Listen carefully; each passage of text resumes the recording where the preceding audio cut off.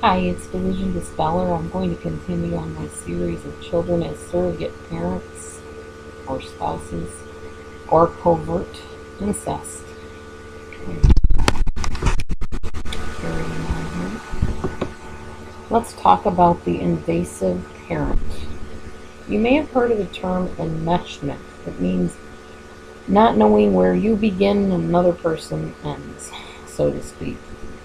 Um, the parent kind of seems like, well, they have the privileged position because they get to have this relationship with the spouse, like a sexual relationship or whatever their relationship consists of, and then they have the admiration of the child. Um, the child doesn't demand things of them, it doesn't criticize them, it doesn't ask them to change, it doesn't ask them to communicate like a wife would do to a husband. Therefore, it's easier for the parent, so-called parent, to do this with the child because they get unconditional admiration. The child just takes things as it comes. They're a child. They don't know any better. If their father is a drunk, alcoholic, if he's abusive, oh well, that's my daddy. That's just how he is. They don't really understand how to process all of that. Um, if there's unresolved issues in the marriage, um,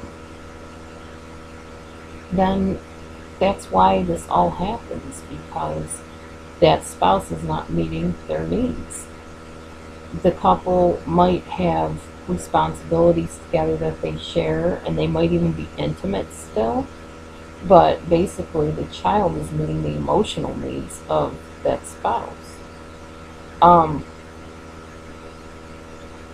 so he kind of has like the best of both worlds, is what I'm saying.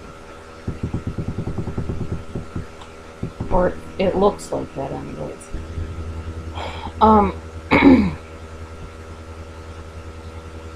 I'm trying to read this as I go, so give me a moment here.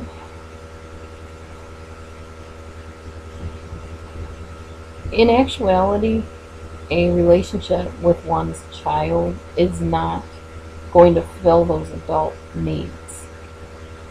And often the spouse will remarry because of that. So there's proof that the child doesn't fill those needs.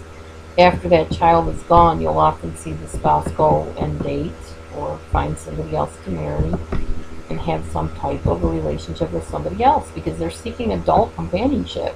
And eventually they realize that that enmeshment they had with the child did not fulfill their needs and their desires, period. Um, the problem is the damage is already done to the child. So he gets to move on and go find somebody else. And there's this poor, messed up child that has been put in this very unhealthy, toxic situation of having to meet an adult's needs, her father or mother, nonetheless. Um, and it's very, very hard because during this time, as I said, the wife often gets jealous or the husband gets jealous. And there's this pull on the guy or the woman. My wife is jealous of my child. And I love my child, but I love my wife, or he thinks he loves her, or husband. Either way, it can be reversible, but generally, I've seen this with a woman um, being the one hurt by the man. So that's why I keep saying it that way. It's kind of like juggling emotions, basically. And eventually, the child is going to leave, grow up, and go on their own. And it's hard on the parent because it's a heartbreaking loss when they've developed such a tight relationship and enmeshment with that child. And it's very difficult for both people involved. Um, Realistically, a parent will feel more drawn towards one child than the other. The parents can say, "Oh, I love you all equally," but really, yes, they may love them all equally. That doesn't mean they're attracted to all of them and their personalities equally. That's just not realistic. Um, there often is a favoritism that goes on, and it's not fair, but it does happen. And there's a lot of times that one of the children will feel left out, or the middle child, or like the sandwiched child. We had that in my former marriage. And it's very hard to maintain their self-esteem when they don't feel like they're valuable.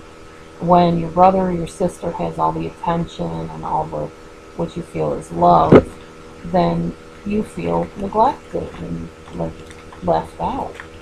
And your method of life is to go and seek your own place where you will find that valuableness from somebody. Um, Sometimes when a child feels excluded in a family, they will try even harder to earn the affection and acceptance of the parent. And they'll become very in tune with the parent, always one step ahead of them, and even grow up to be like that parent. They'll imitate the parent's interests and talents. And they are usually the one that takes care of that parent when they're aging and trying to return to that place of basically love where they felt they were neglected and left out. They keep trying to get that parent to give them what they never got. So they do anything they can to please that parent, to reestablish that bonding connection with them.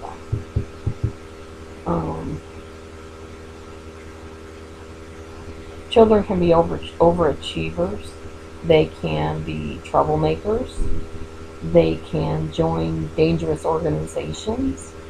And it's amazing in a family, like, say, of a bunch of kids, 5 kids, 10 kids, whatever, children, that they all turn out differently.